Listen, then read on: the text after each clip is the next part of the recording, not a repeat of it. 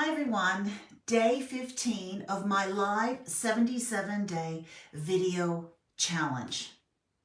Can you imagine for a moment if you're not allowed to do something simply because of who you are?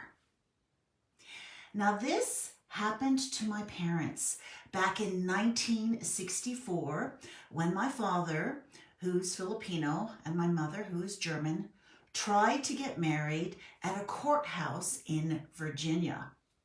My father was in the U.S. Army, but they were not allowed to get married on the account of my father being colored and my mother being white. Now, in America, they had something which was called anti-miscegenation laws, and which made it a crime for two people of different races to have a relationship or to get married. So here are my parents right here. This is a few years after they got married. So in America in 1964, there were many states that did not allow people who were, my dad was colored or biracial, they didn't allow them to get married. There were indeed some states that did allow that. So they were in Virginia, so they decided to go to New York City, and they ended up getting married in August of 1964. Now, in 1967, in June 1967, there was I've got all the facts here. So in 1967, the Supreme Court decision in Loving, that was the last name of Mildred Loving, versus Virginia, they decreed that all state anti-miscegenation laws were unconstitutional. So many states, of course, like I said, had repealed those laws many years before.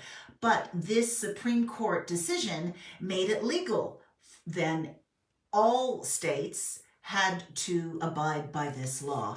So that really wasn't that long ago. That was in 1967.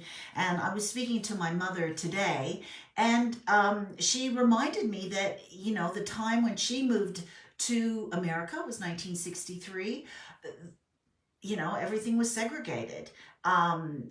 So my mom and my father, they had a lot of problems, you know, just with the color difference. And that goes back to me being a military brat again. I lived in this community and we traveled all over the world, but one thing is that for some reason, I sort of remember everyone being mixed.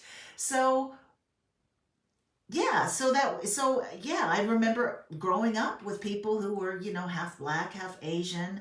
I was half Filipino, half German, half everything, and within the military community. And I think that's what made it very exciting too, because we were probably, you know, we just thought we were normal. We didn't realize we were different. So I thought I would share that with you today.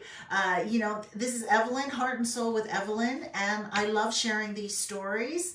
The more I share, the more I'm being reminded, and even speaking with my mom. My father's passed, but speaking with my mom, she's reminding me too of all of these memories. So if your parents are still alive, find out if they had to encounter anything growing up which they weren't allowed to do.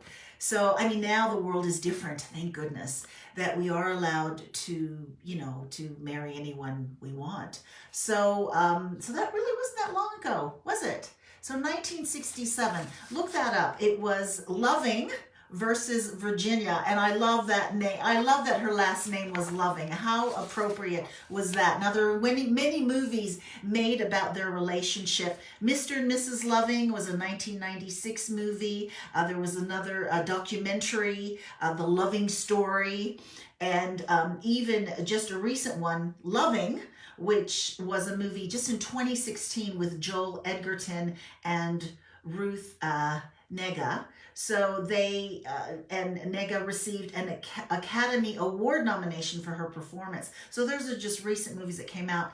Even another film, The Loving Generation, which came out in 2018, and it explores the lives of biracial children born after the Loving decision. So look that up if you want, but I thought I would share that because my parents were sort of, part of the, not part of that, but they were not allowed to get married in Virginia because of that law. But they did go to New York City, didn't have the law, so they were able to get married there in August of 1964. So thank you so much. If you have any comments you'd like to leave, maybe something you remember that your parents were allowed to do, or something you thought that was unfair that happened to your parents, leave something in the chat. I do appreciate it. It also gives me a lot of material for the next show if you do leave a comment. So thank you so much. Have a great day, morning, wherever you are in the world.